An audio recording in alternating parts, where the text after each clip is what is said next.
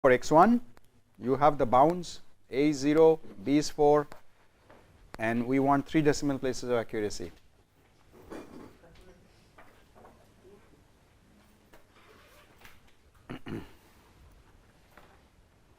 And then work it out for x2. Again, the bounds are the same except that the accuracy is a little coarse here.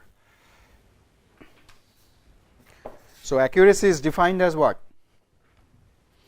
B minus a over 2 to the L minus 1. That's the accuracy, let's say epsilon. Right? So epsilon for x1 is 0.001 because you want 3 decimal places accuracy. So difference between 2 decoded values of x1, we want at least, or rather at most 0.001. So actually this should be less than equal to epsilon. If I take this out from here, and epsilon is 0.001. How much is it coming? So you have to take the next highest integer, which is 12 for x1, and then for x2 9. Okay, so then what is the overall? 21. So the GA looks at it's a 21 bit string, and you know that first 12 bits will be taken for x1 because there is more precision you are looking there, and x2 you will take the next remaining 9 bits. This will be used for decoding, but the GA doesn't have to know that. The GA operators doesn't have to know that, because when it does single point crossover, it will just create 1 to 21, rather 1 to 20, any of these cross sites at random. It doesn't know where the boundary is. Is that clear? Okay, I have not talked about the schemata yet, so leave the B part out because we have not talked about the schemata yet. So leave that out now. We will come back and do it maybe tomorrow, the next class when we have. So then move to C. After you've done A, let's move to C. How much you are getting? No. It's not 3. 0.001. Yeah.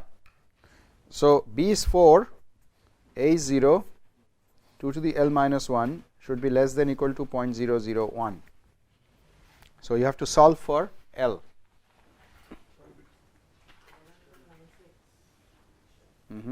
That sounds right.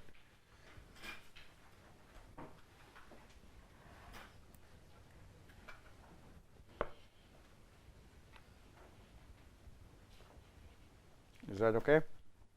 Everybody is getting?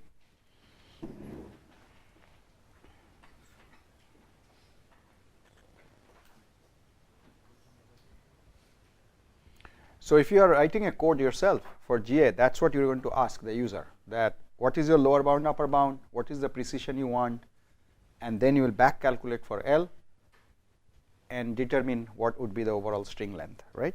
That's what you're going to do.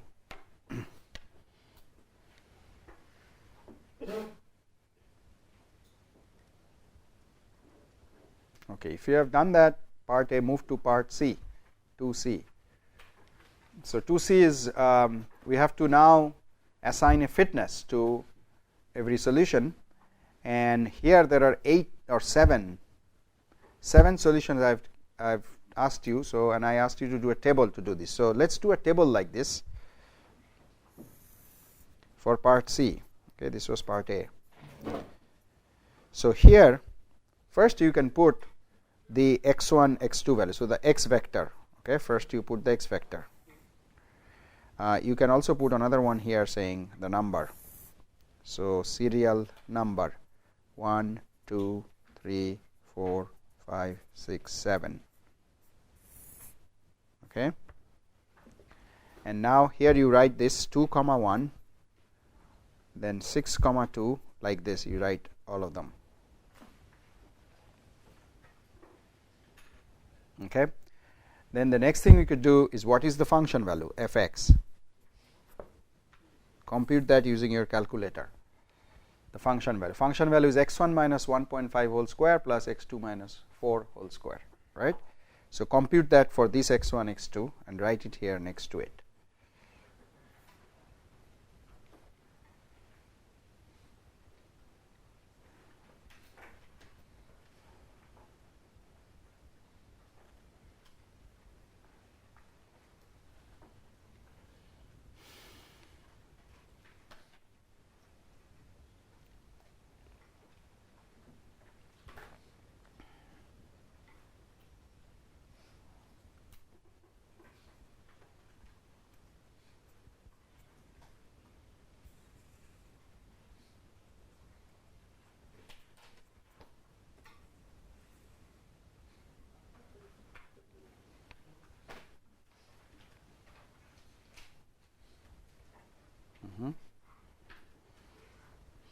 Okay. So we are going to use the parameterless fitness assignment scheme, and then I think the D says the bracket operator also. So first thing you notice here, the G1. What is G1? Remember, we are always using greater than equal to form, so you have to first convert them into greater than. So what is G1? It's given in less than form. So 18 minus 4.5 x1 minus x2 square. That's the G1, right? But then there are two or more constraints here, and when you have more than one constraint, you have to normalize. And the way to normalize, I said, is take the constant value and divide by it. So G1 hat is actually G1 by the constant, which is 18 in this case. So that has to be greater than equal to 0. So that's the first one. Similarly, what is G2 hat?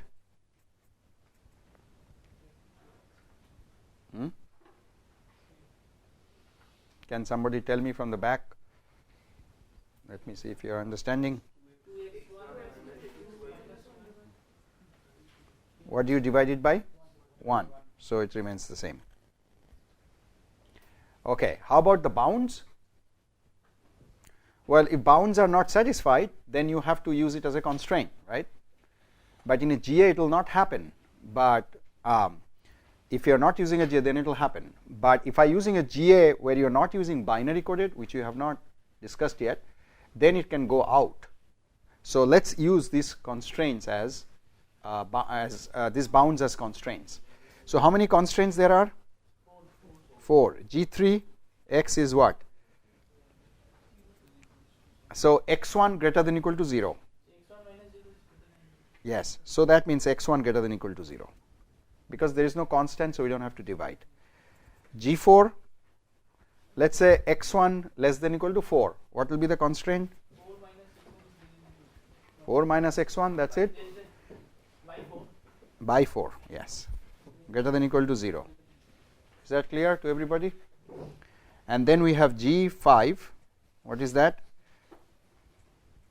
Similarly, x2 greater than equal to 0. And G6 hat is similarly 4 minus x2 by 4 greater than equal to 0. Is that okay?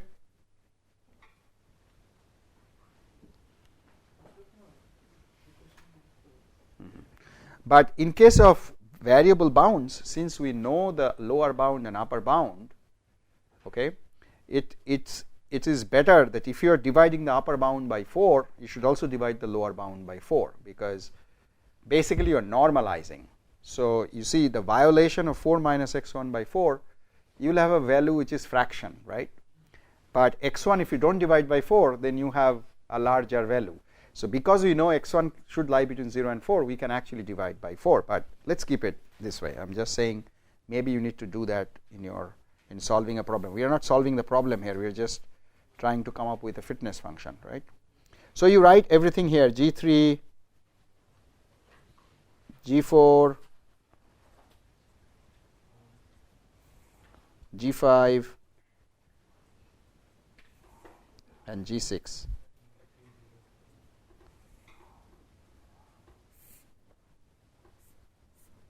Okay. Okay. After you've done that for every solution, so you can compute all these. Okay. Then here you write a column saying, is it feasible or not? Maybe you can tick mark it. Maybe you can say 1 for feasible, 0 for infeasible. Okay. So let's do up to this point and see which solutions are feasible, which are not. Now it's feasible if none of them is negative, because all are supposed to be greater than equal to 0, right? We have put it that way. If any of them turns out to be negative, we will say it's infeasible. We'll put a cross and tick mark it if it's feasible. So let's complete up to here for all 7 points. And you then tell me which one is feasible, which one is not.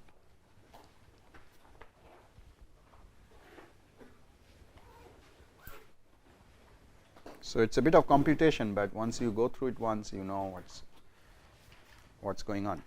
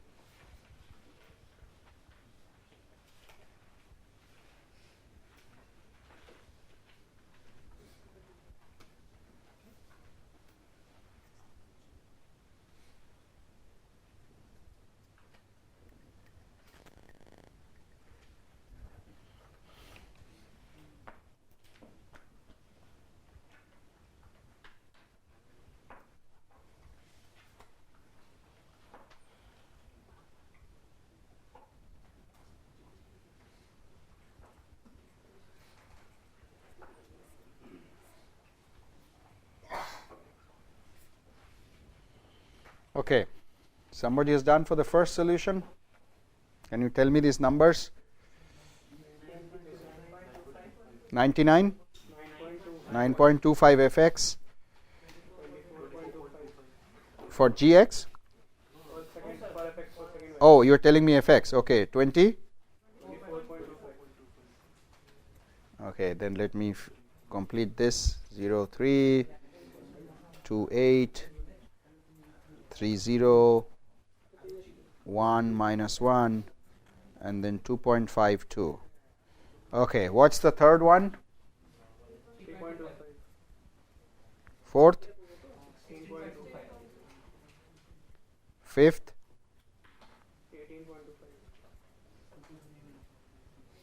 Sixth?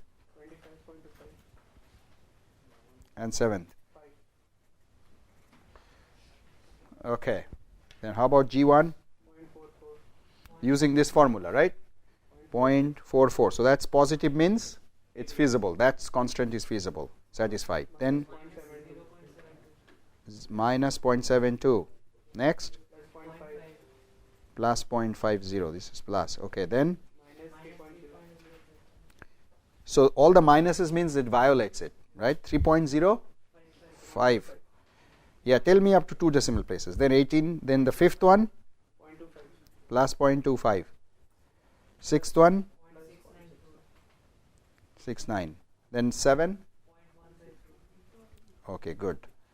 So we see that for G1, the solution 2 and solution 4 are not satisfying G1, right? So that means if it doesn't satisfy any of them, no, you have to check, because you need to see the overall constraint violation. So because there are 2, yeah, but we still have to give a fitness, and that requires that constraint violation information. For them, you need not compute function value, but you have already done. So we should have done G's first before we did F. We wasted a little bit of time. But okay, G2.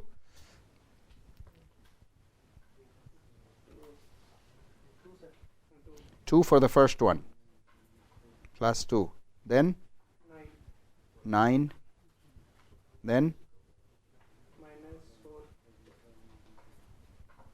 then fourth,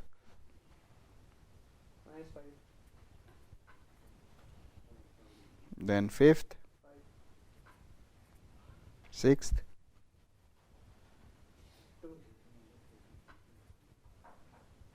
and seventh. Okay, everybody is getting that? Thinking maybe we should divide this by 4 before you. Have you computed G3 already? Let's divide it by 4, because unnecessary it will be big. And you understood why we are dividing by 4, right? Because we have the other constant that's normalized. This one is not normalized, but because we know if we did not have the upper bound, just says x1 greater than or equal to 0, then there is no way you can divide it with. Then you have to just leave it as x1.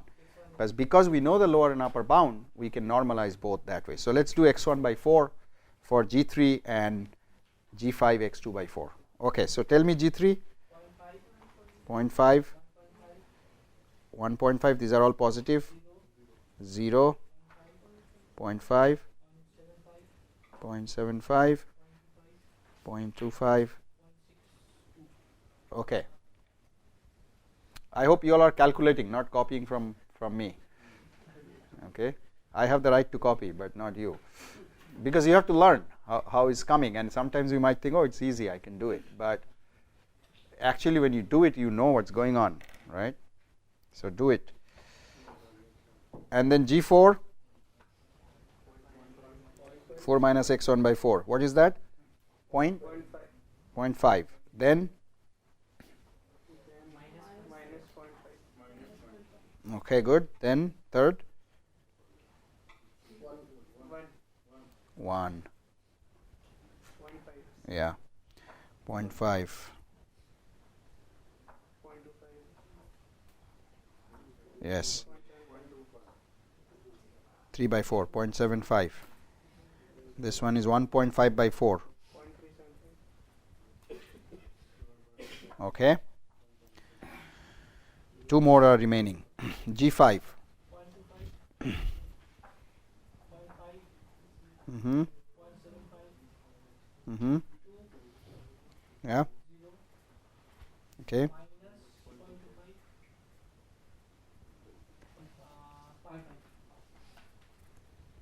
Okay, and then the last one. 0.75. 0.5. 0.25. This one is minus 1, right? 1. 5 by 4, 1.25. This one 0.5. Okay, so we've done all the constraint violation computation. Now, is this feasible? How will I say? If I look at if any of them is negative, then it's feasible. Any of them. So let's look at the first one. Plus, plus, plus, plus, plus, plus. So this is feasible. Put a tick mark. Second one, one of them, two of them minus. If one of them minus, that's not. So cross it. Next one, cross it. Because minus 4, minus 5. Oh, there are 3 of them here. It's a really bad solution. Then we have feasible. And then the last one is also feasible. So 3 feasible and 4 infeasible. Everyone is getting that? Okay. Now tell me what is F max. Remember F max? It's the worst function value of the feasible solutions. So which one is that? So first one, you can put a circle here saying, okay, these are feasible. So of these 3, which one is the worst? Then we are minimizing. The worst means the maximum value. So 9.25, 18.25, and 5. So 18.25. 18.25. That's the F max. Is that clear how F max comes? First you compute which ones are feasible and then look at their worst function value. Okay? Now that you've done that, let's compute the constraint violation, which is sum of all the violations. So what is the bracket operator means? You apply to these numbers. If it is negative, then it is the absolute value of that. If it is positive, it is 0. Okay. So all positive means it will be 0. Here, this one negative means its absolute value. So for this, it is 0.72, 0, 0, plus 0.5, 0, 0. So plus 0.5 and plus 0.72. What is that? 1.22. Like that, can you tell me the third one? Just 4. Next one? 6 and then 9.05. These are all positive, right? Then 5, 0 because it's feasible. This one also I can put 0. Just 0.25. 0.25. Okay? Alright, so you see all infeasible will have a non-zero number and all feasible will be 0 because that's how it is defined. Okay, now can you tell me what will be the fitness? Remember how we define the fitness, Fx? Yeah, for feasible it is straight as Fx. For infeasible, F max plus the constraint violation. So tell me this. This is going to be 9.25. The next one, oh sorry, it went out of, I didn't touch it for a while.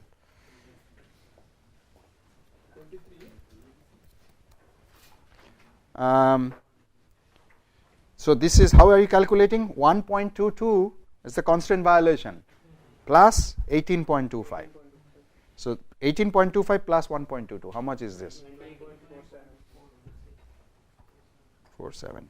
Next one, 4 plus 18.25. So 22.25. Next one,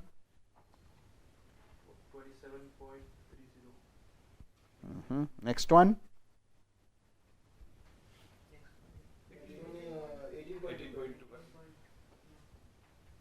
is that right? Yes. How are you getting 18.25? I wanted to know that. 18.25 is right because it's just Fx, not 18.25 plus 0. Okay, it is the function value. Okay, next one. Yes. So 18.5. And the last one?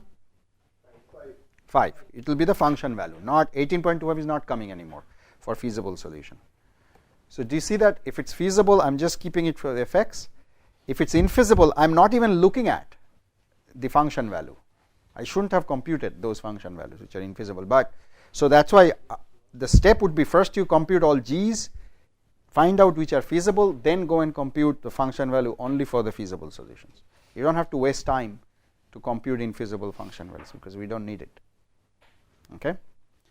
Okay. Now this is the fx. Now we will be doing tournament selection based on this capital Fx. So what's going to happen? All the infeasible ones will be worse than the feasible ones, and between two infeasible like this, the second one and the third one, which one is better? The second one is better because it has less violation. Okay. So the best infeasible solution as I see is this one, 18.5 is the sixth one, is the best infeasible solution because it violates the constraints by a small amount, smallest amount. So it's almost feasible. Everything else is fine except this fifth one, which is minus 0.25 violation. So if I can fix that, then it will become feasible. Others, there are more violations, and so the numbers are more. So this actually does everything without introducing any new parameter or anything, right? Okay, so that's the C part. And what is the D part? D part says if the bracket operator penalty parameter approach was used. Now you need a R. So you're using a penalty function approach now. R is given to be 100. Then let's calculate the penalized objective. So how do you calculate penalized objective function? So penalized function is defined as fx plus R times sum of constraint violation. By the way, this is known as, the whole thing here known as constraint violation of x, CV. Okay, this is called CVX. Okay, which you have already computed here. So all you have to do is multiply this column by 100 and add to this for every solution. You are not checking whether it's feasible or infeasible. It's all done here. If it's feasible, it's 0. You're not adding anything. If it's infeasible, then you are multiplying by R and adding to the F. So can you do that? So this will remain 9.25 plus R times 0, so 9.25. Next one, 24.25 plus 100 times 1.22. How much is that? Slowly, 1.25. Next one, 3.25 plus 100 times 22.25. No. Sorry, 4. Yeah, sorry, 4 here. Yeah. So 400, sorry, I said it wrong. 3.25 plus 4 times 100. So 400, 3.25. Yeah, next one is 9.05 times 100, which is 100 will be 905 plus 16.25. So how much is it?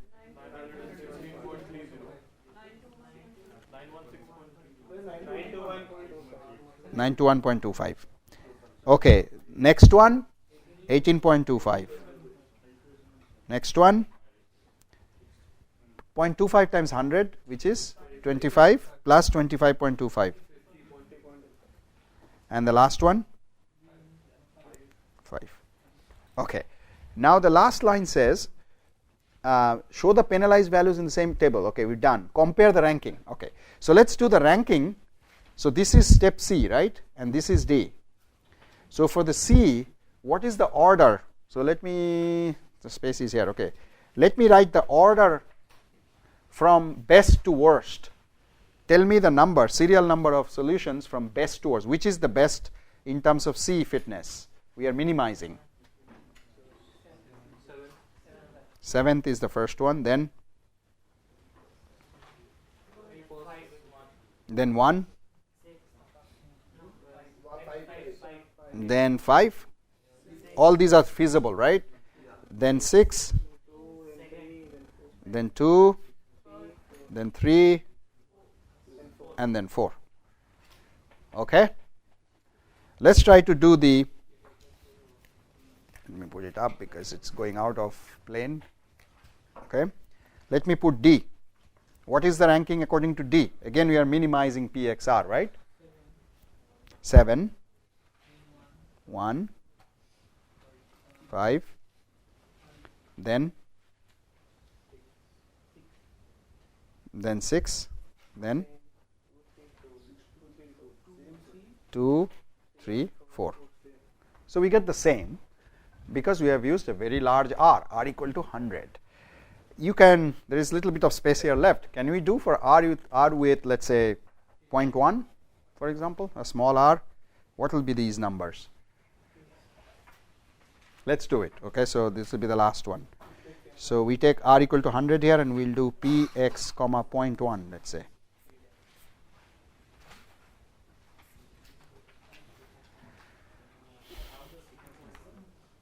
The sequence is the same, right? It is a best to worst in terms of fitness. We are minimizing, so smallest value first and the highest value at the end. 0.1. 0.1. Let's do it. Let's see what happens.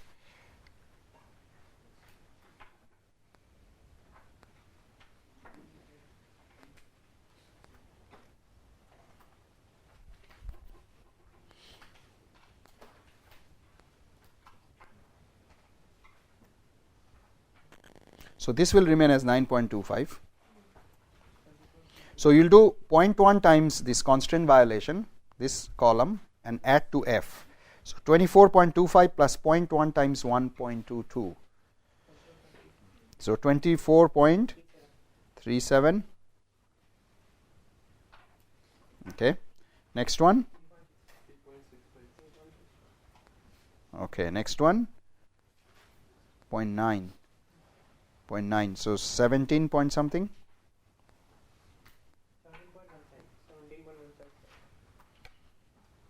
Next one is same as 18.25. Next one. 25.27. Good. And the last one, 5. Okay. Now do the ranking. So let's call this D dash. What is D dash ranking? 7. Sorry? Yeah. 3, 7, 1, 4, 5, 2 and 6. No, 2 is better than 6. We are minimizing, right? So 6 is the worst one, right? 25. Okay, now look at, when I use D, this one is used when R is 100, and this one is used when R is 0.1.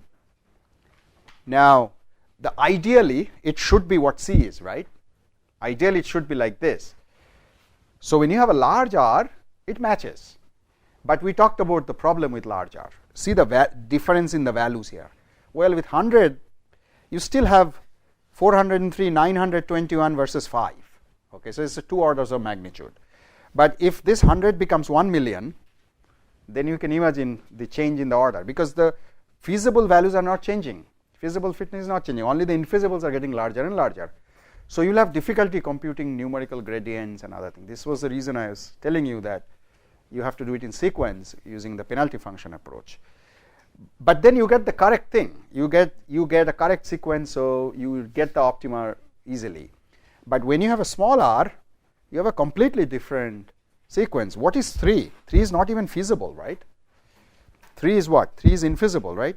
I crossed it. Why is it infeasible? It doesn't satisfy this G2 constraint. But because its function value is very low, 3.25, and I use only 0.1 to multiply the constraint violation, it's still showing out to be a best solution. So everything will be wrong. If you use R equal to 0.1, you are actually emphasizing an infeasible solution, simply because its objective value is less. Okay? So in optimization, you got to have a balance between what is the objective function value and what is the constraint violation value. R is for balancing that, and you don't know beforehand how to balance that R, so you fix R beforehand. Either you can be right or you can be wrong. You're always right if you can use a very large value. Okay, at infinity we'll always get, but the problem is numerical instability. Okay, so what we discussed, doesn't require any R, but you get the right signal, you get the right information. Okay, so you notice that all the infeasible ones have got bad values, and as the constraint violation is smaller, you have a better fitness. On the other hand, the feasible solutions is determined based on the objective values. So this exercise tells you the difference between or the importance of penalty parameter in getting things right versus if you have a population based approach. By the way, this method C that we talked about, you can't use with point by point method. How do you get F max? You need a population, and then population has some infeasible, some feasible, and the worst of feasible becomes your F max.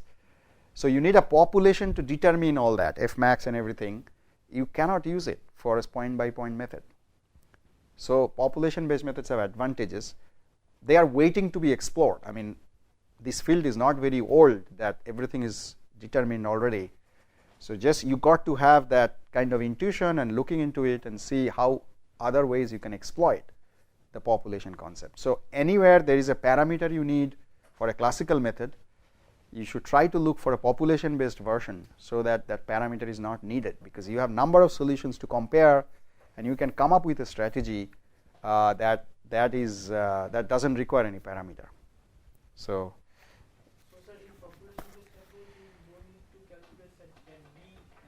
no, you don't need DD does. These are for point based methods where you need a penalty function.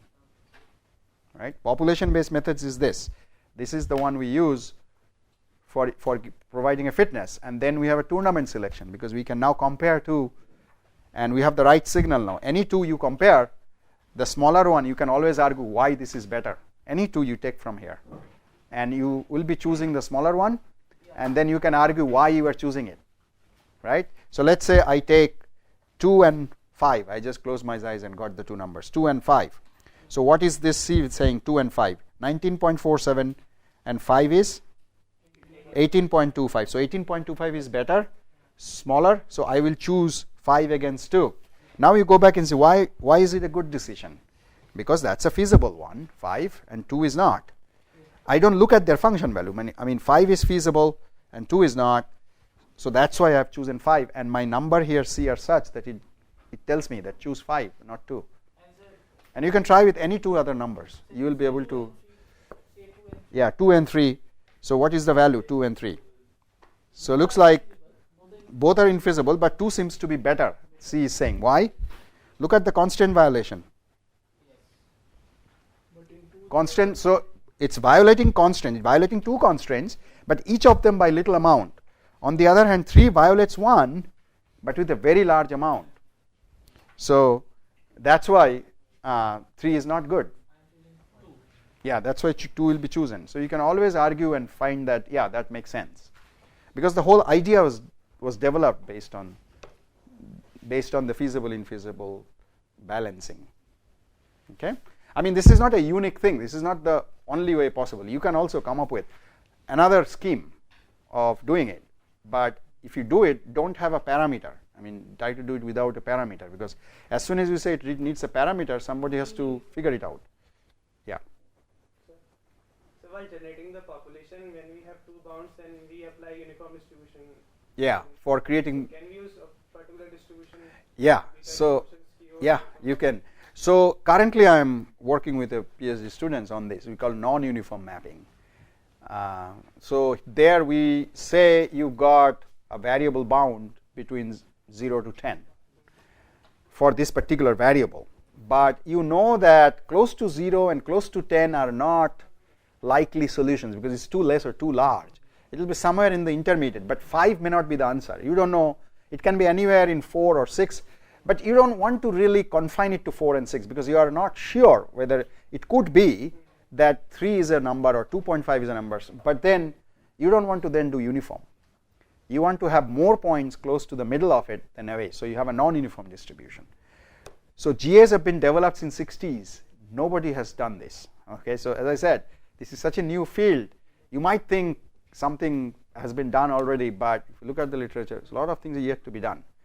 So I put this student into it to put, and he's finding very nice results that if you put this kind of heuristics into it, obviously now your more focus is where the optimum is, you think, and then more and more precision you can get with the same number of time or function evaluations that you do. So yeah, that's a good point, that you could do non-uniform distribution.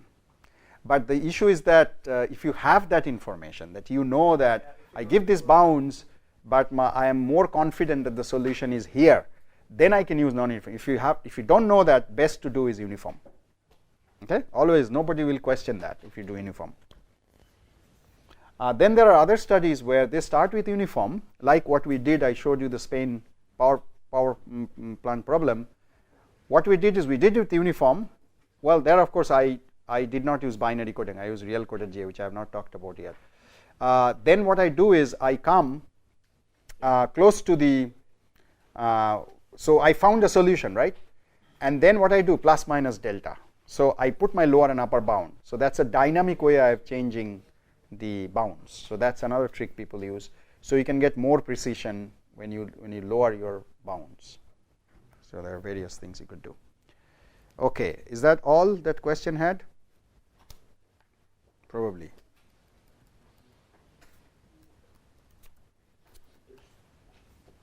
Anything else down? No.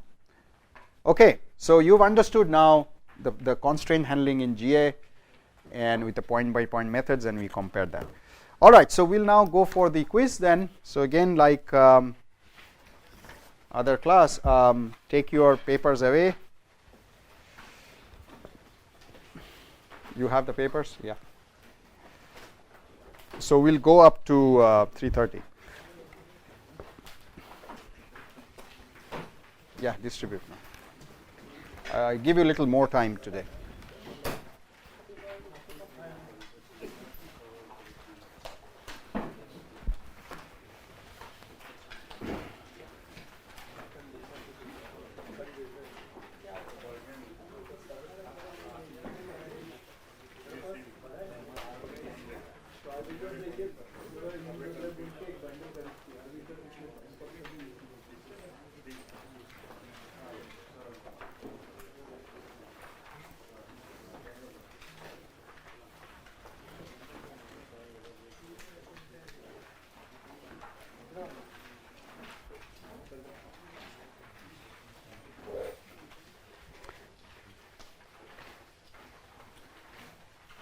Okay, please do it again on separate sheets. Put your name first on top. The first question is about Kuhn-Tucker conditions. So there are 3 points I have given you, and the problem is given below, and you are asked to find, can any of them be an optimal point? That's all you have to say. Okay. Okay. The second problem is an LP. You have to solve using the tabular method, simplex method with tables. And the third problem is ILP, integer linear program, where x1 and x2 are both integers, and you have to solve the respective LPs graphically by plotting the feasible region and determining where is the optimum in each case. So do a neat job, okay? So I have easy time grading.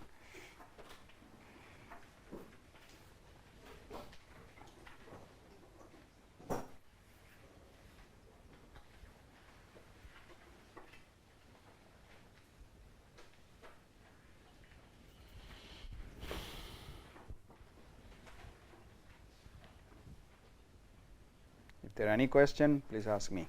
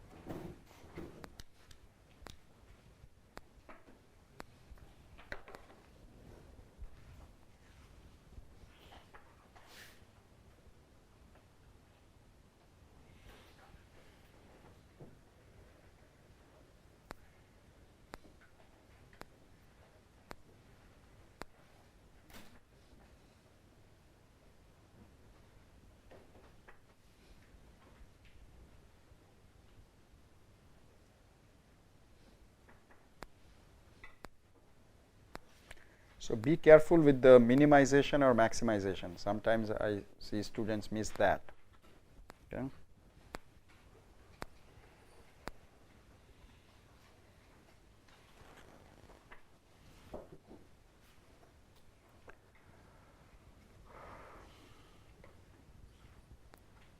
So I don't need the multimedia anymore. Take it out.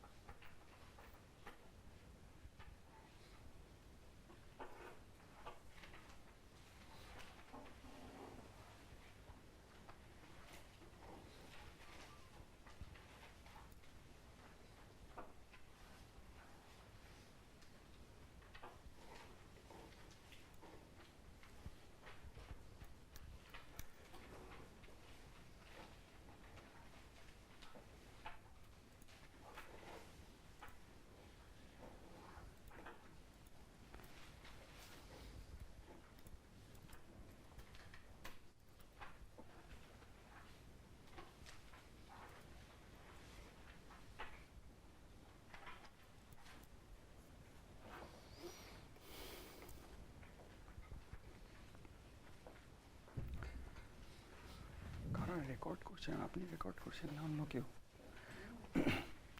এই রেকর্ডিংটা কি ইউটিউবে বা কোথাও যাবে because I want to check before it goes up to the public not question my অন্য lecture গুলো I want to see first before you put it up to the YouTube তো আমাকে একবার দেখাবেন তো নাকি সেটা কার সঙ্গে কথা বলতে হবে হ্যাঁ তাদেরকে একটু পাঠাবেন ঠিক আছে কোথায় লিখবো এখানে তা আপনি করে দেবেন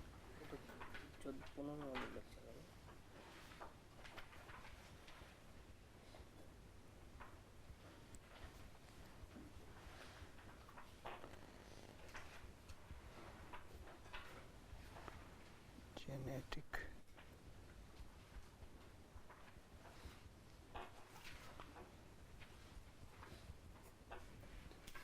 ওদেরকে একটু পাঠিয়ে দিন কাউকে ডিসকাস করে নিই